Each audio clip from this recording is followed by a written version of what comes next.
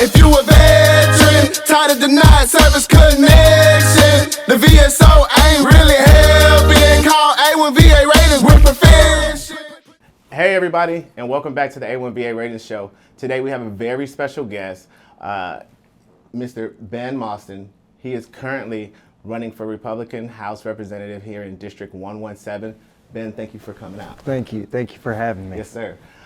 Today, before we get started, we just want to give a moment of silence to the troops that sacrificed their lives for our country. Sergeant William Rivers, Specialist Kennedy Sanders, and Breonna Moffett.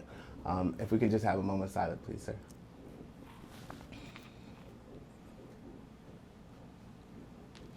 And we just want their families to know that you are in our thoughts and prayers. Is there anything you'd like to say? There's nothing that can replace a life. There's nothing that can, it's just absolutely terrible that something like this has happened. And like you said, my thoughts and prayers are also with the family. And I pray that the leadership in this country will change, because if we had different leadership, this would not have taken place. I totally agree. So real quick, just want to get to know you a bit better. You served in the United States Army. Yes, sir. You were airborne, correct? Yes, sir. And what was that experience like? Oh, it was a pounding of the knees, the back, of the neck, and the list goes on. No, yeah, it was. I was stationed at Fort Bragg. It was a one-of-a-kind airborne unit in the world, and so it's cool to say you're a paratrooper and wear the beret, and but it is quite taxing on the body, and yeah, for sure. Of course. The adventures are incredible, because our preparedness, wheels up 18 hours. So you're always on the edge, always any kind of twitch that happens somewhere in the world, you've got to be prepared to go. Yes, sir. And you deployed, right? Yes, sir. Where to? Well, several places in the Middle East, but primarily most of my time was spent in Afghanistan. Okay. And when did you get out of the military? What made you decide to get out the military? And now you're a realtor, right? Yes, sir. I am a realtor. Well, what got me out of the military was that I had an opportunity. I was Soldier of the Year 2 years in a row, and I had several records in my field, and I wasn't able to get the exact duty station or the desk that I was looking for, and I had an opportunity of all things to be a model, and so I said, okay, see you later. So I did my 4 years and had a great time doing that, but then I was in the modeling industry, and that brought me to New York. You'll hear an accent every once in a while. I grew up in Southeast Austin. All right, so I'm a Texan. But anyways, I went to New York City, and I worked there for a while. And while doing a show, somebody approached me and said, you know what, you are perfect for the lead role in my play. Have you ever thought about being an actor? And yeah, whatever, I'm in the neighborhood, sure. So I did that for 10 years in the New York City market, and in other places as well. But then I went back to defense. However, I wasn't in uniform. I worked as a subject matter expert. I taught for many years. I'm a certified master instructor. And then I would later deploy and serve as the subject matter expert, analyst, and advisor to the command staff in the operational environment. Okay, that's phenomenal. Thank you. Phenomenal. So, my next question is, what led you to go run for public service? Yeah, well, in 2022, actually, if I can back up just a little bit, sitting especially, downrange in the box and under those conditions. Yes, sir. I really, you watched America fall apart from afar. The riots, just the border. There's just so many things that continued to disintegrate. When I finally got back to Texas, I realized that it wasn't just the United States that was disintegrating. That was seeping into Texas. And there are so many people that are moving to Texas because this is an amazing state, and a lot of them are coming from high tax states, Right. aka blue states, California, Oregon, Washington, Illinois, so on and so forth. And sometimes with that comes their values or what they're accustomed to. And, you know, we have a saying, "Don't California my Texas," right? Yes, sir.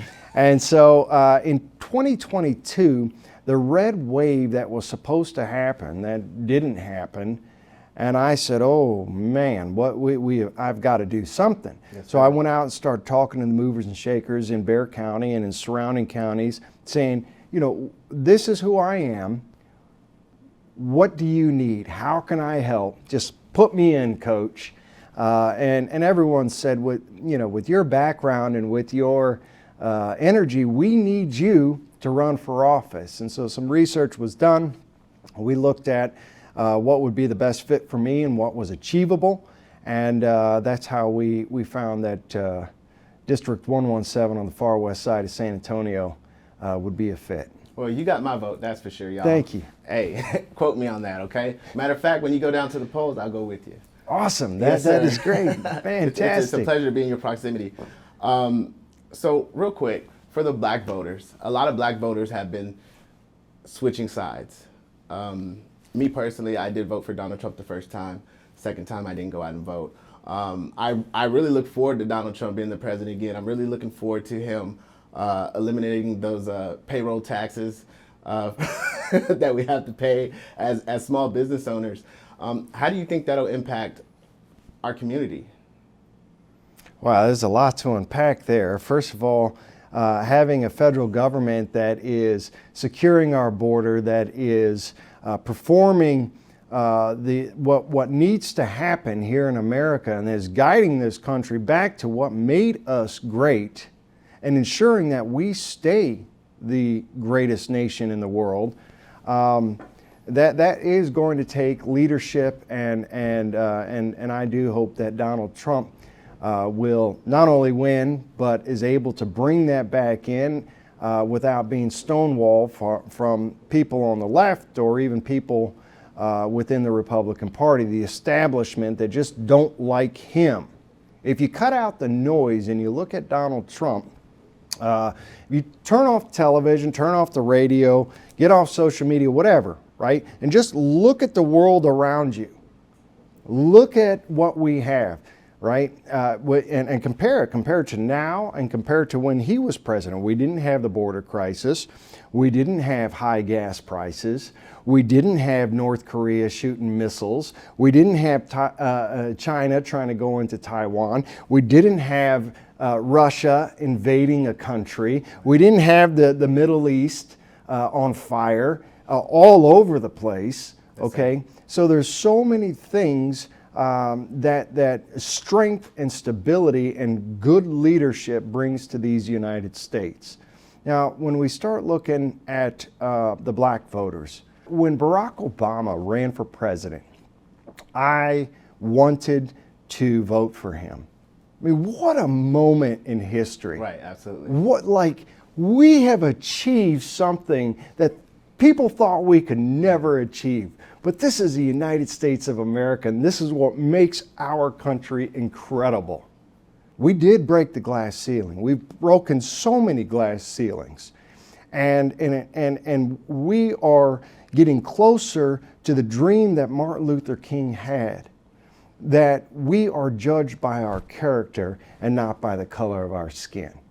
You know, as a veteran, right, we don't see color. No, no, Okay? No, we do not. It is the red, white, and blue, and you know, you're in that foxhole or in whatever situation with people of all ethnicities. That's correct. And that's the beautiful thing about it, right? But there's people in our society that want to keep us separated, want to keep that fight going and that division going, because that's how they make a living, or that's how they can advance some agenda that they have. And that is not for us.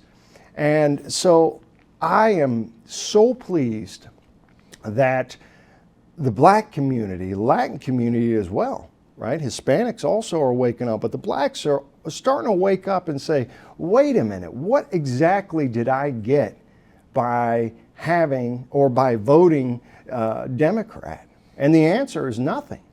What the Democrats want is to put us on welfare, to have us in this nanny state where they'll take care of us, and in return, we've got to do what they tell us to do, or we have to put up with poor governance or whatever the case may be. And that is not what America is about. America is about you can be anything that you want to be.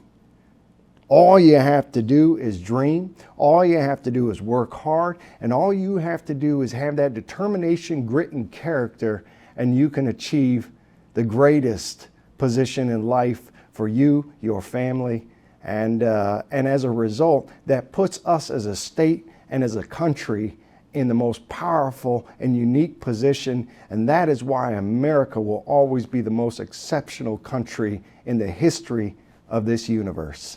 Well, I concur, because my family, for example, we're immigrants.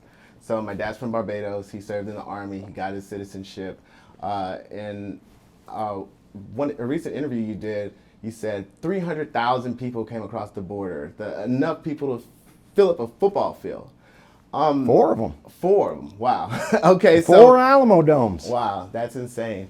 So my question is, are we not promoting citizenship through the military as much as we should? I mean, do we just need to take a recruiter down to the border, see who's got a clean record, and sign them up to serve our country and earn their path to citizenship like my father did? So your people have to get here, okay, and they have to get here legally. And you get here legally, and you can then say, I want to serve.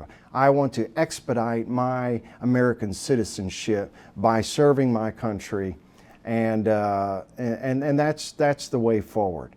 You don't just cross the border illegally because you're breaking the law immediately, and Texas has now made a specific law that says not only are you breaking the law, but you're breaking a state law.